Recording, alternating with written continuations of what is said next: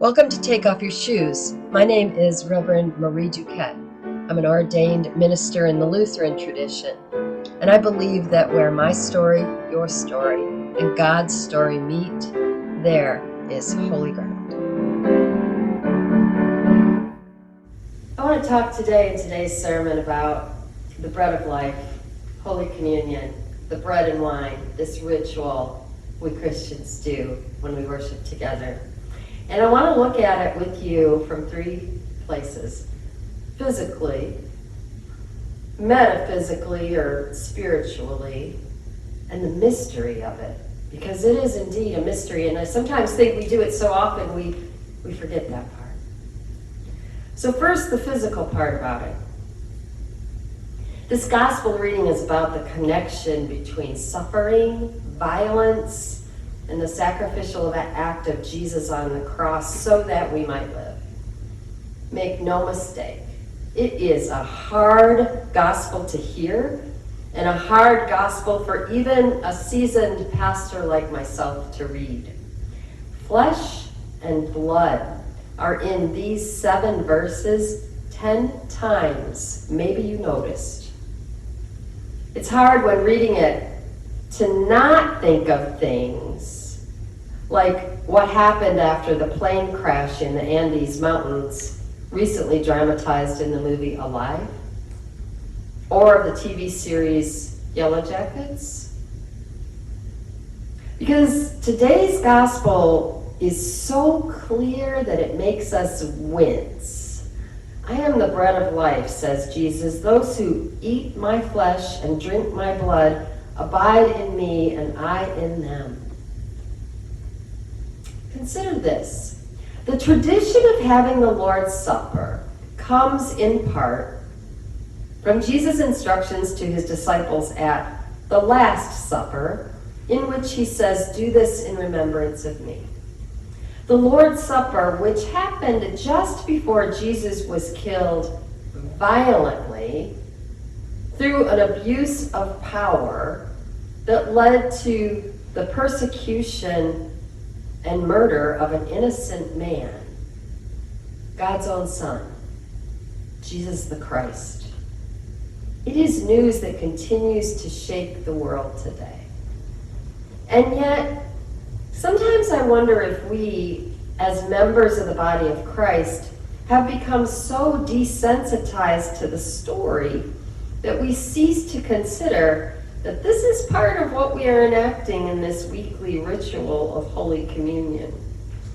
It is a reenactment of the most violent moment in Christianity, and our language around it, the rhythm and beauty of the words as the bread and wine are blessed, the comfort to be given the bread and offered the wine. It's a holy ritual that we do not take lightly. The question I'm thinking today is, should our participation in Holy Communion move us to the depth of compassion which leads to transformation and justice? Do we connect or have connected for us by God's own Spirit reports of violence, persecution, and injustice that continue to take place every single day? Maybe what John is asking us to do in today's gospel is to remember not just Jesus when we come to the table, but to remember the violence that continues today among various groups of people for whom Jesus also died. And then there's the metaphysical part. You might find this interesting. The Greek word that is translated as flesh throughout the gospel is sarx, a noun. Contrary to our intuition, this noun, sarx, meaning flesh, does not so much describe the atoms and molecules and fibers of flesh, but much rather the living consciousness of it.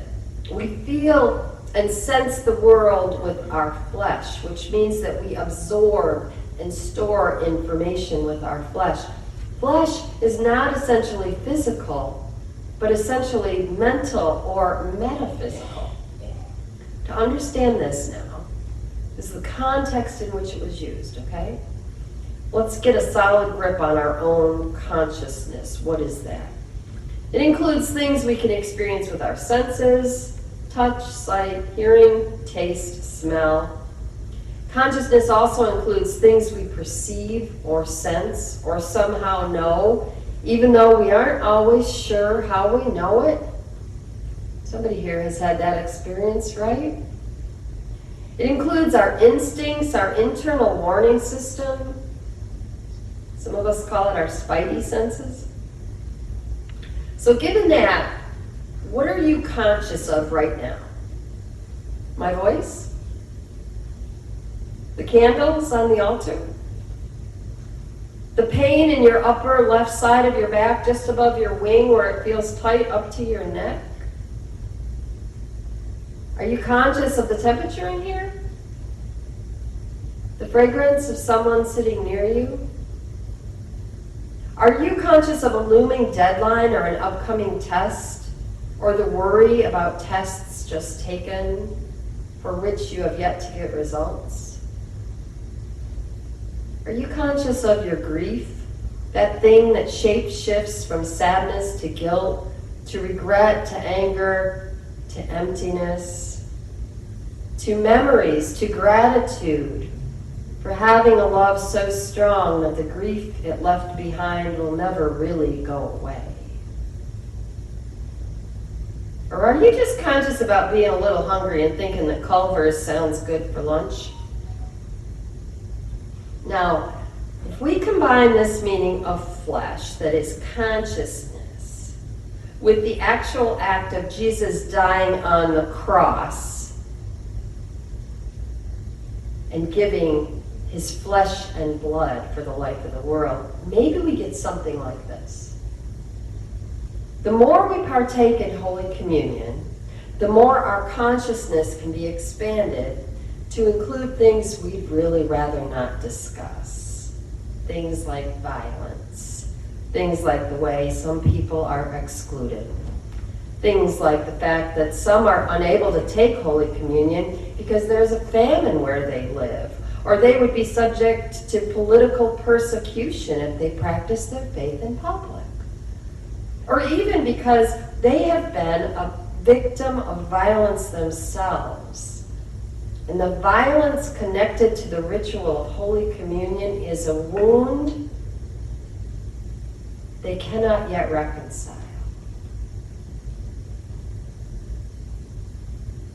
So when we think about it, there's these dimensions of Holy Communion.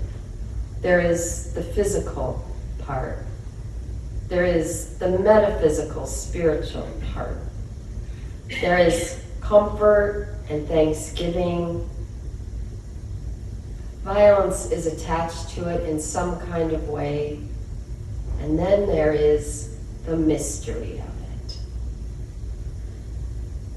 In my first call, the altar guild that put the linens on the altar were particularly finicky. They liked it very crisp, very precise. And it never bothered me until this one day when I preached a sermon about Holy Communion. And my refrain through the sermon was, either it's about forgiveness or it's not. And I was talking about how hard it is to forgive and how hard it is for us to forgive ourselves sometimes. When I went to pour the wine into the chalice, it hit the cup in such a way that it made a fountain, and red wine went everywhere. It covered the linen, it was all over my white awl, it was on my hands. I wasn't really prepared for that to happen. And the whole time, all I could think of in my very physical person was, the altar guild is going to kill me. Right? But it's interesting because after the church emptied out, no one was there, I recreated what happened. I bet you I poured that wine 10 different ways from different angles. I could never make that happen again. Mystery.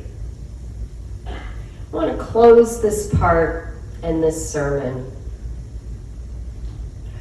with part of a poem that I think really helps the mystery of what Jesus has done for us and what our participating in this holy ritual is about.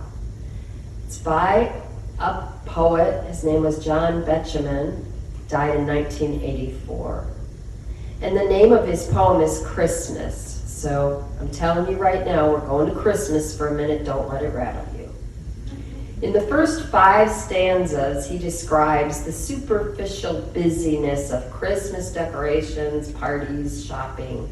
And in the last 3 stanzas, as the part I'm going to read, he pivots to the heart of the matter.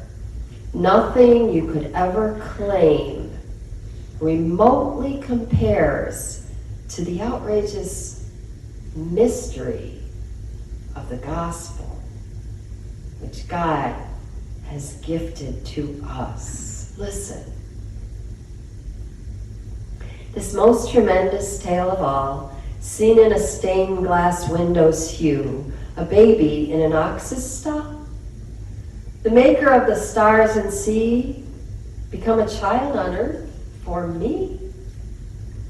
And is it true? For if it is, no loving fingers tying strings around those tissued fripperies, the sweet and silly Christmas things, both salts and inexpensive scent and hideous tie, so kindly meant. No love that in a family dwells, no caroling in frosty air, nor all the steeple-shaking bells can with this single truth compare. That God was man in Palestine and lives today in bread and wine. Thank you for listening to Take Off Your Shoes. Let me send you out now with this blessing. May God give you the grace never to sell yourself short, grace to risk something big for something good, and grace to remember the world is now too dangerous for anything but the truth and too small for anything but love.